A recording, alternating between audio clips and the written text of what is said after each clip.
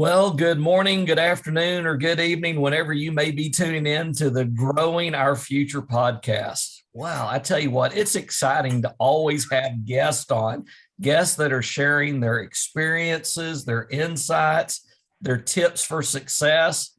And every now and then you get, there's not a lot of first in the world. Not very many people get to say, I'm the first. But our guest today gets to say, I'm the first. And I am excited for y'all to hear a little bit about that because I just think a whole lot of this lady and I think a lot of her family. And I'm just as proud as they are of her accomplishments. And we're going to talk a little bit about that. But ladies and gentlemen, welcome to the podcast, Benita Hodge. Benita, welcome. Thank you for joining us today. Thank you so much for the opportunity and glad to be here. Benita, before we get started, one of the things that I like to do with all of our guests is start with an attitude of gratitude. So if we start from an attitude of gratitude today, Benita, what are you grateful for today? Great question. What I'm grateful for today, I'm grateful to God for everything. Life, health. I'm grateful for my family, my church family, friends, near and far. I'm so grateful for my career, all of my experiences in life, good and bad. Every day I'm blessed to open my eyes and get up. I'm thankful. And I see every day as a gift, and I believe we should not waste it. Well, I guess we can go ahead and adjourn now because I don't know what else you could add to that. That was outstanding, and I couldn't agree with you more. It's a shame when you look around this world and whether it's domestically or internationally, if you're not careful on social media, wherever it may be, it's real easy to get bogged down in the mire and thinking that, where's the good, when really all you got to do is just really kind of look real quick and you'll see a lot of good, a lot of blessings. And thank you for sharing your perspective, Benita, because I agree with you. There's a lot that we are to be grateful for. And with that gratefulness, I think also comes some responsibility. We've been given a day that we need to do something with it. And today we get to hear from you. And I think that's an exciting thing. So Benita, I don't want to go into all your titles and everything. What I really want to do is for you, if you would, to kind of share your FFA, your college, and now your career journey. If you would, just kind of walk us through how you got to where you're at today. Go ahead, Benita. Well, thank you. Yes. Looking back, from starting from a young, bright-eyed girl living out in rural America in a small town in my primitive years, I had a love for plants and animals. Didn't know where that would lead me to till today. I have a father that has a career in agriculture, and so was tied close to it. And my grandparents, they had some small acreages, and my grandmother really loved vegetable gardening and plants and flowers. So I think it was instilled in me a natural element there to have a love for nature. And so from there, I was afforded an opportunity to attend A&M Consolidated High School in College Station, Texas. And there they had a career path in ag science. Group with the FFA, and I jumped right in there in high school and got involved. And I was so thankful for my ag teachers. I'm going to give a shout out to them, Lisa Keeper and Adrian Pilger. They afforded me many opportunities within the FFA organization. And while there, I learned so much during my high school career in ag science and in the FFA. I had the opportunity to study and be exposed to a variety of fields in agriculture, including animal science, horticulture, floriculture, and much more. And in the FFA, I participated in many judging contests like nursery landscape, horticulture, floriculture, dairy, and plenty of other events that the FFA has room for participation for.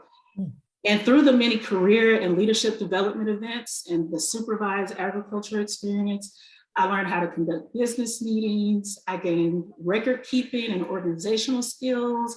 I also learned that even though I did not directly grow up on a farm or ranch, that there was still a place for me in agriculture and in the FFA.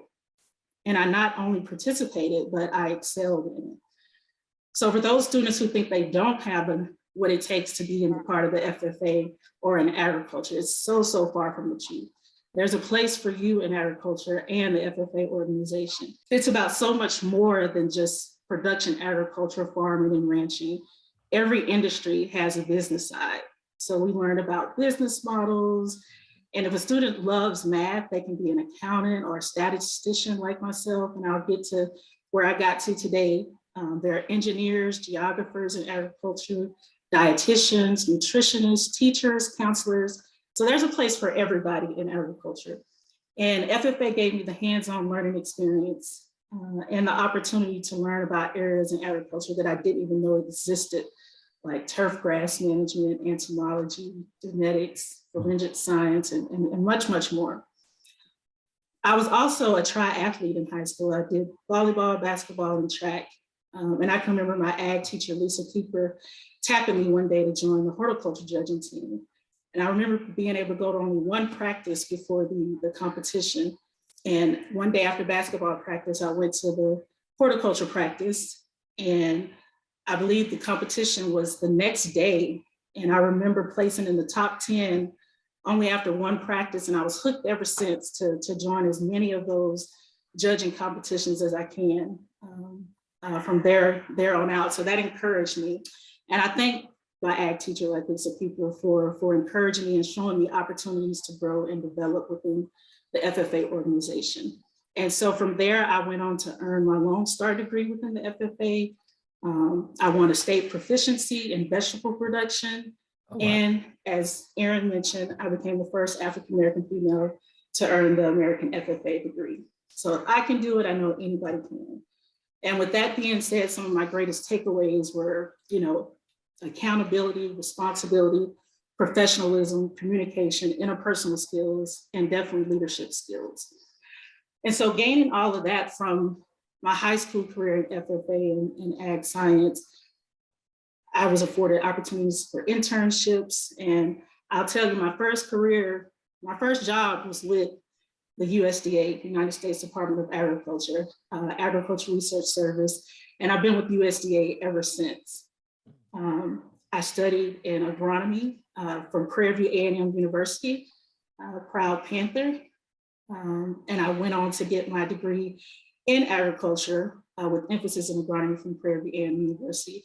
And every summer I was able to intern with the Agriculture Research Service. And that led me to my career that I have today with the National Agriculture Statistics Service, which is also a department within USDA.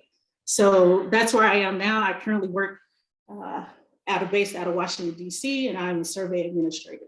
So that's where I am today. I couldn't have said it. As a matter of fact, Benita, I just want to recruit you right now. So if I ever need a guest host for the podcast, I need you to fill in for me because that was beautiful. You have an incredible journey. You have an incredible story. I don't want us to get down into all of the details, but I do want to take some high-level examinations of what it took for you to have some of the success that you had. I'm going to make two observations, and you and I have never had this conversation, but I'm going to throw these at you. I'm willing to bet that along that incredible journey that you just shared, number one, I don't suspect anybody gave you anything along that journey.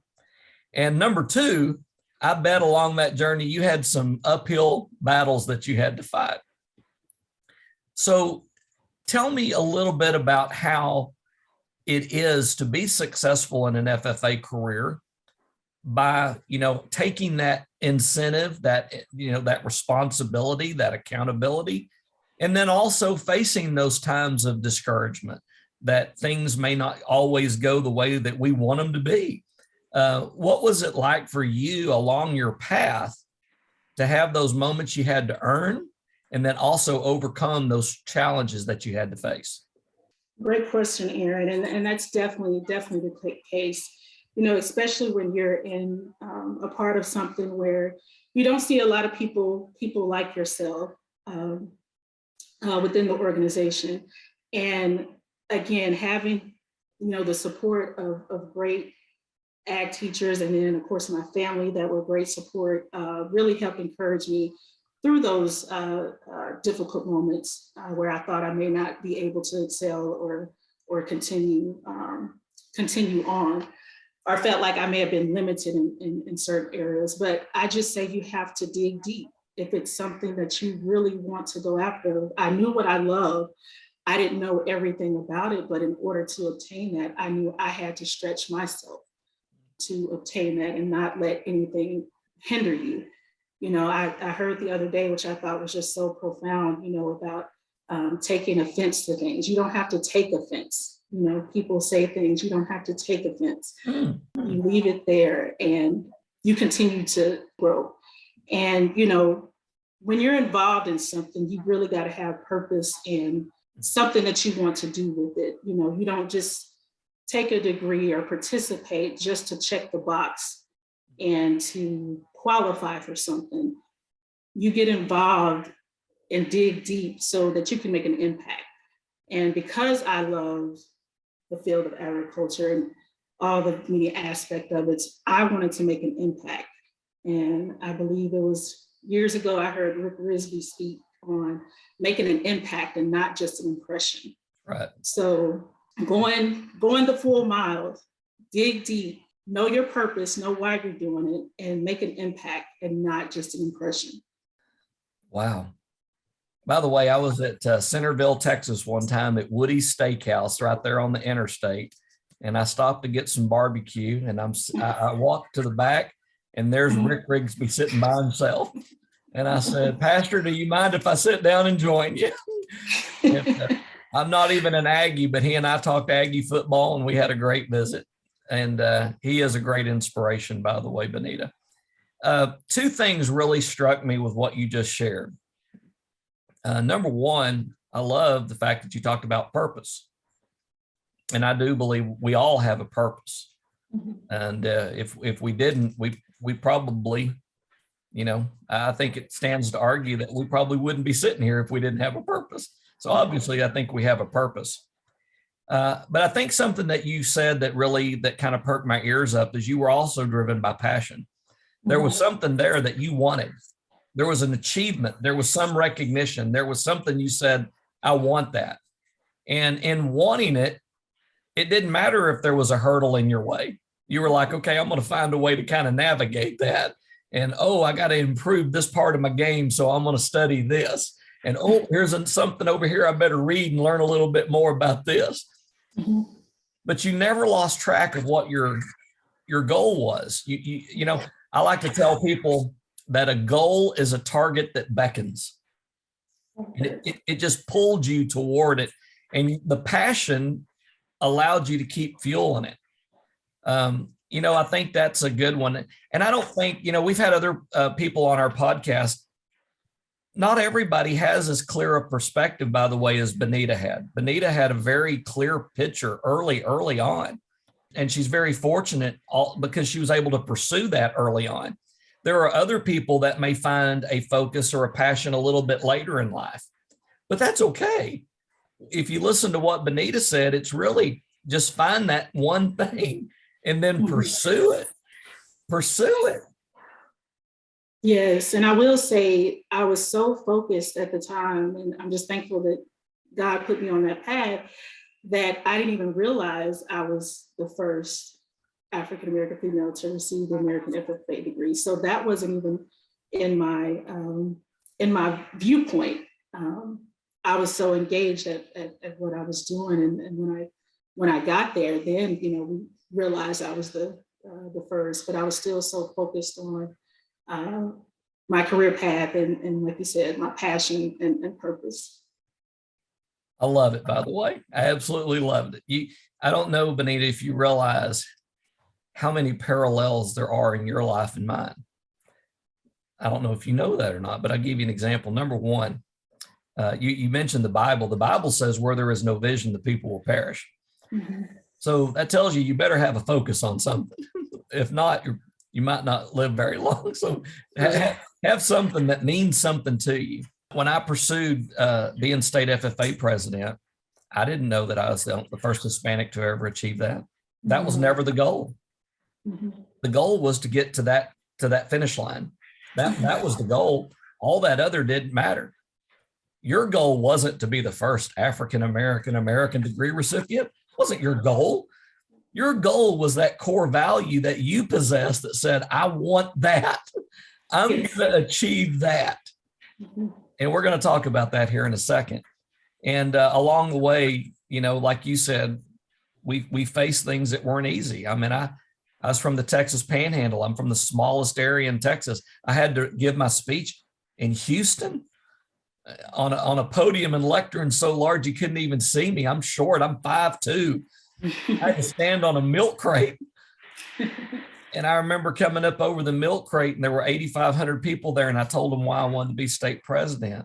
There's never been anything fair about that. You know, it's never been easy not to be able to reach the top shelf in the kitchen. But I think the thing that you said that is so valuable is, and I wrote it down, by the way, Benita, because Tom Ziglar, Zig Ziglar's son, and I had this conversation one time. We need more kids in this world that have want to. We need more people that have want to, and a lot less excuses. And say, you know, I want to accomplish this. I want to get better. I want to overcome. I want to be to achieve this goal. And I loved it when you shared that, because all I heard loud and clear was it was never about a title. Exactly. It was about a purpose of want to. And it was an accomplishment. And I think that I would be curious, Benita, I'm curious, which meant more? Did it mean more to you that you were the first African-American female to get the American degree? Or did it mean more to you that you accomplished your goal of becoming the American degree recipient? It was more to become an American degree recipient. Yeah. And for the people that are listening right now, let's go ahead and give them a little backstory here, Benita, because there will be people that are listening that aren't going to be familiar. Within the FFA, there are degrees of membership. And within those degrees that you can achieve, you have to accomplish certain tasks to move through those levels of recognition. So when you start off in the FFA, you try to get to the green hand degree. And if you could get to the green hand degree, well, then maybe you could do a little bit more and get to the chapter degree. And then if you do a little bit more, you might get to the state level. But then if you really do something extraordinary, you go all the way to the national FFA like Benita did, and you get the American degree. Benita, do you remember all that you had to do to get the American degree? Wow. Community service, so many hours, so many continual learning, not just in the classroom, but outside of the classroom. Participating in many events. I had a supervised agriculture experience, which was like a project. You had to earn so much money and invest so much money in whatever area that you went in for your agriculture experience. It could have been supervised or entrepreneurial. Hey, by the way, real quick, hang on. Along that path right there, that business thing you just talked about, did you have to keep record books? And record books, definitely. Have to keep record of everything. Balance the books, number of hours, number of dollars invested, number of dollars earned. So you learn a whole lot of life lessons within the FFA organization that, you know, I know hear some people say when they become adult or they're adulting now, things that they wish they would have learned in high school. You get that through the FFA and through ag science. So I was greatly appreciative of that. Wow, that's good stuff. Well, obviously, Benita, there's going to be people all over the United States that have an opportunity to hear this story, to hear your story. And, you know, obviously we're a little biased. We're proud of you. And, you know, we're proud that you wore that Texas FFA jacket, but I'm also proud that you're a living example of just what you can accomplish when you want to do something.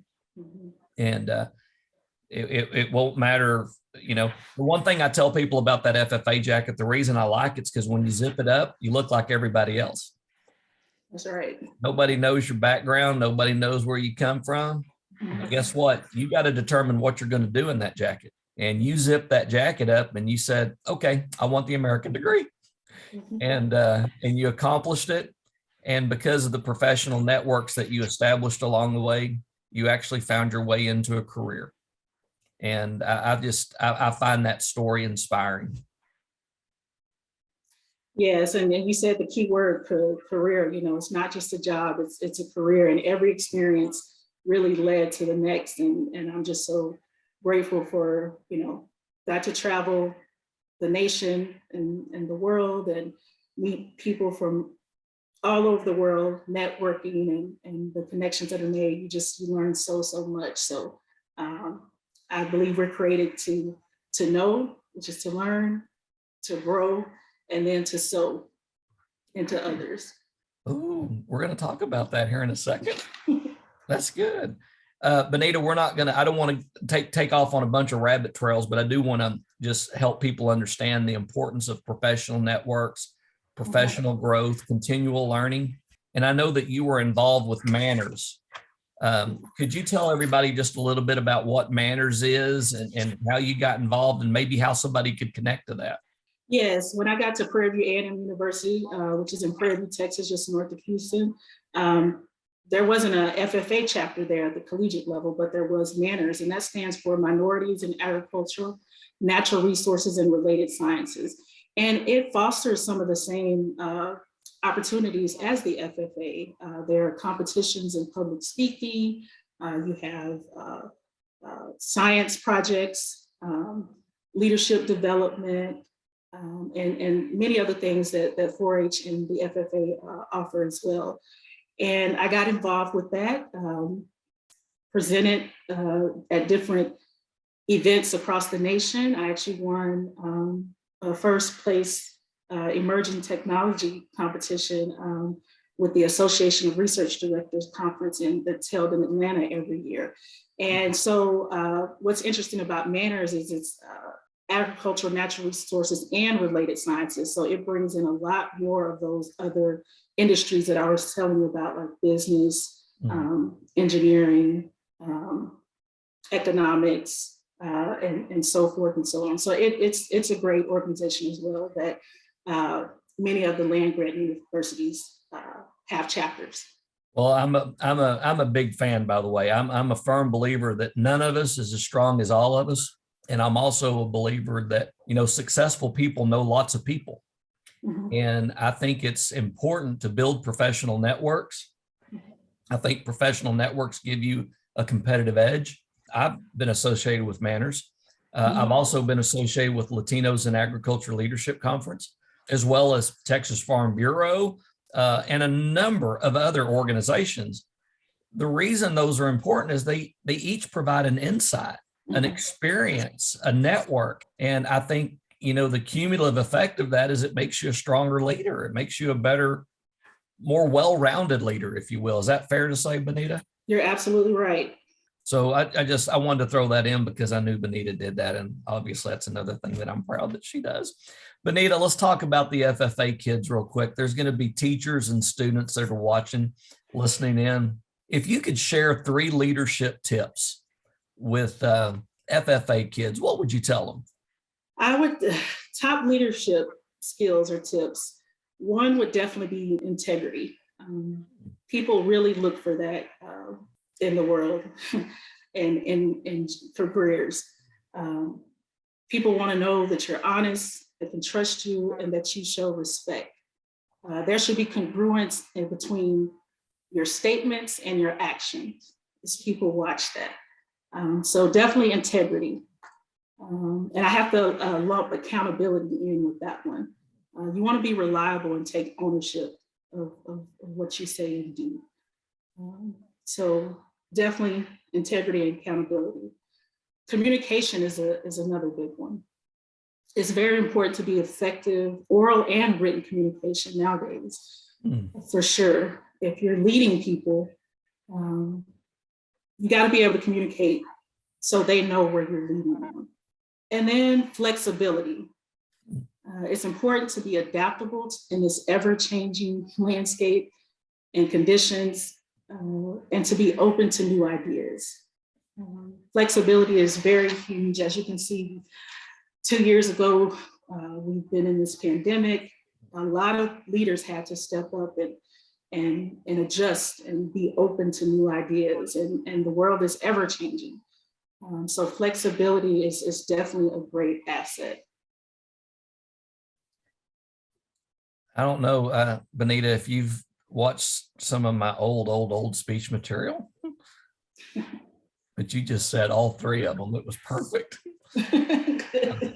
Because I believe that. I believe everything that you just said. I've told kids, listen, not everything's always going to go the way you want it. You're going to have to learn to be flexible. Who saw COVID coming? Nobody saw that coming. But I will tell you, good leaders, they're like, okay, bring on the disruption. Because with disruption comes opportunity. I love the fact that you talked about oral and written communication skills. That it's incredibly important that you can convey thought both verbally and on paper. And then you talked about integrity. And, you know, when we talk about living our brand, you know, a lot of people that know me know that's one of my big themes is live your brand, live your brand, live your brand. You want a brand that people recognize has integrity and accountability tied to it, by the way. So that was some great words of wisdom that you shared, Benita. You've traveled the world, you've seen a lot, you've got an incredible professional network. When it comes to food, when it comes to agriculture, if a kid's out there listening right now and they're really not sure and they're not thinking, well, is there really a career out there? Are there really any opportunities? Are there any opportunities in agriculture right now? There are plenty of opportunities in agriculture. We can't live without agriculture. And if you eat, you are involved in agriculture. Yes, looking at the world today and food production, but it's so much more than that, as I mentioned earlier. There is a place for you in agriculture. I have to give a plug for my dad here, Horace Hodge. In his tagline in his email, agriculture is the foundation of life. So there is a place for you in agriculture. How did I just know Horace was going to work his way into this conversation? Benita, that was a great way of introducing it, because that is Horace. Ever since I've known Horace Hodge, and I've had the pleasure of knowing Horace for years. I knew Horace's ag teacher, but I've always really admired his incredible passion for agriculture. And I appreciate that he, by example, probably instilled some of that in you, Benita. And I appreciate the fact that you're not only carrying on, but you're creating your own legacy by design. You're doing that, and you're doing it through the work that you do and the involvement that you have. And the fact that you didn't hesitate when I called and asked you, would you come on the show and tell us your story? Because again, it's an incredible story. There's not a lot of people that get to be a first. But I will tell y'all, and I'm not going to put words in Benita's mouth, but watch this. Y'all just watch her reaction and listen to her reaction. I bet Benita would love to see 100,000 more people just like her achieve the same goal or even exceed that goal. Am I right, Yes, Benita? you are absolutely right. I've been so proud of to see others who have come after me, but I know there's plenty of more people out there who has a lot to offer and bring to the table. And this was instilled in me as well. You know, it's not just one thing to have a seat at the table, but it's more to have a voice at the table. And your voice comes from your experience, and to be able to speak to that. So I say, get involved, sit at the table, but have a voice at the table. And there is a place for you in agriculture. Wow. Yeah, I'm sitting here wondering, I was listening the whole time thinking, what are we going to title this podcast? Well, you just did it. That was good. That was really good. Benita, thank you for being with us today. As always, I always enjoy talking to you. I've enjoyed watching you grow in your career, the positive difference that you have made and that you will continue to make. One of the things that I've done with all these interviews is I like to wrap them up with kind of a fun question. So I want to ask you a fun question here to wrap up. Okay. Benita, what's the best concert you've ever been to? Oh, the best concert. Oh, the best concert I would have to say would be Mary J. Blige and Maxwell in Houston. Whoa. Yeah. When did you go to that show? Oh, this was probably in like 2017, a few years pre-pandemic. Wow. Pandemic, yeah. That was one of my favorite concerts. So, man, I can only imagine. I've been to many at the Houston Rodeo as well too. Sure. My first concert that I can remember was at the Houston Rodeo, and it was Patti LaBelle and Kool and the Gang. So that's up there pretty high too. When was that? Oh, now that's been some years. I was a youngster. I was a youngster during that time. That's why it had to be in the early 90s. Okay. Well, I was going to say, I remember in the 80s seeing, I think it was the 80s when I saw Kool and the Gang at Houston Livestock Show and Rodeo. It could have been the 80s too. It could have been the 80s because I was pretty young. Yeah. It was good. Yeah, very good. And I will say, I think my dad was surprised that I did take the agriculture route. So God just knew we needed to be together to fulfill that. So there was no pressure there in that. It was, like you said, natural born. Again, Benita, thank you for joining us. Thank you for your story. Thanks for sharing your story. Everybody that's listening, everybody has a story, but not everybody's always willing to share their story. And I always think that sharing stories, people can find relatable. They can find strength. But in terms of our podcast, here's what I tell people. There's two things that stand out. There's a quote that they attribute to Abraham Lincoln that says, the philosophy of the schoolroom in one generation will be the philosophy of government in the next. So what we do here is how we'll be governed here.